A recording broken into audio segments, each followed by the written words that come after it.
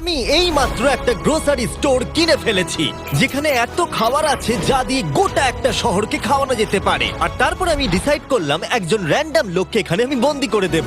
যতদিন তুমি এখানে থাকবে এই গ্রোসারি কার্টে করে আমি তোমাকে $10,000 করে দিয়ে যাবো। এটা তো দারুণ ভাই, তাহলে চলো। ঠিক আছে, এটা আমি 24 ঘন্টা পরে দেবো। ও, okay. এই চ্যালেঞ্জটা অ্যালেক্সকে লিটারালি মাল্টি মিলিয়নিয়ারও বানিয়ে দিতে পারে। তার মানে হলো ও এখানে 1 বছর থাকতে পারে। আর এটা শুরু হলো এখন থেকে। ঠিক আছে, জিমি চলে গেছে।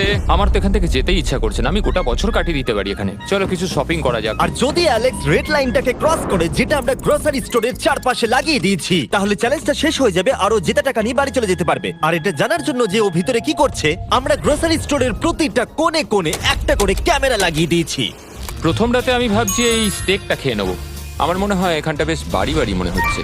গ্রসারি স্টোরের এই কোনটা বেশ ভালো। আমি যদি এরকম খাবার প্রত্যেক রাতে পাই, আমি এখানে গোটা বছর কাটিয়ে দিতে রাজি। প্রথম রাত কমপ্লিট, কাল সকালে দেখা হচ্ছে। এখন 24 ঘন্টা হয়ে গেছে আর আমি